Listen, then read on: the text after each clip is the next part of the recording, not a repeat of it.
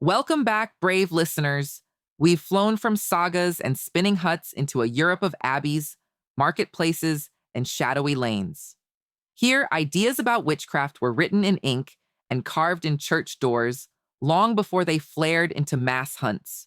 Pull up a bench by the monastery fire, and maybe keep an eye on that monk copying charms in the margins. Churchmen, charms, and early manuals, 9th to 13th centuries. For centuries after Rome's fall, Christian scholars treated magic as mostly delusion. The Canon Episcopi, a 10th century church text, warned priests about women claiming to ride out at night with the goddess Diana or Herodias, not because it was true, but because the devil could trick their imaginations. The message, teach repentance, not punishment. Still, villages loved their charms. A priest might bless fields in spring or mutter a Latin prayer over a patient while slipping in an old pagan formula. Pastoral care with a hint of hedge wizardry. Parishioners scratched crosses above doorways, wore relics, or buried animal hearts to repel maleficium. The line between devotion and spellcraft was porous. Need to keep your liturgy and your hexes neatly separated? Try parchment divider tabs for priests who moonlight as folk healers. Universities, lawyers, and the Devil's Pact, 13th to 15th centuries. By the 1200s, Europe's universities were booming, and scholars loved categorizing everything, including sin. Theology and law began fusing village fears with scholastic precision. Papal bulls like Super Ilius Specula, 1326, condemned necromancy. Secular courts punished malefactors using poisons or spells. Meanwhile, Europe was racked by the Black Death, famines, and wars.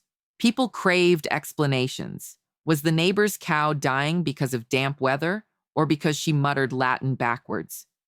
Enter inquisitors, who collected rumors of night gatherings, ointments, and pacts signed theatrically in blood. Printing presses spread these notions fast. By 1487, two Dominican friars released the infamous Malleus Maleficarum, Hammer of Witches, insisting witches formed a vast conspiracy against Christendom, fueled by female frailty and the devil's coaching. It wasn't official doctrine everywhere, but it gave magistrates a ready-made villain. This grim milestone is sponsored by Hammerlight, the only witch hunting manual that doubles as a handy paperweight. Festivals, fertility, and folk memory. Parallel to clerical worry, village life kept its own seasonal pageant.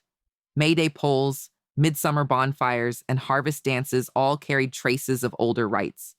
Some involved masking or fertility charms. Others offered playful license before Lent's austerity. When clerics looked on nervously, these traditions could be branded Sabbaths or pagan survivals.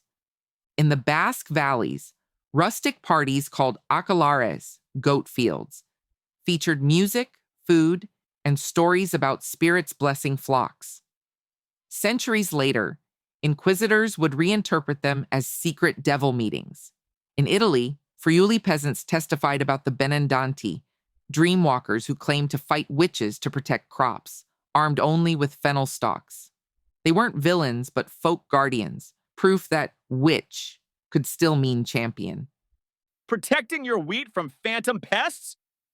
Fennel Fighters has your back, battle-tested since the 1500s. Setting the stage for the hunts. By 1500, Europe's cauldron of theology, law, folk memory, and political tension was simmering. Witches were no longer just herbalists or mischievous moon chasers. They were being cast as agents in a grand, sinister plot. All that remained was a spark and a few hard winters to turn theory into bonfire. That spark is where we're headed next. Get your cloaks and keep your fingers crossed. Chapter 4 takes us into the roaring heart of the witch hunts, where fear and fire swept across continents.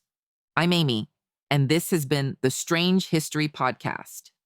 If this episode tickled your pineal gland, stirred your cauldron, or at least made you laugh awkwardly in public, be sure to subscribe, rate, and share. It helps keep our podcast from fading into the void like so many unswept chalk circles. Until next time, stay strange, stay magical, and don't forget to ground yourself after flying off on your broomstick of curiosity.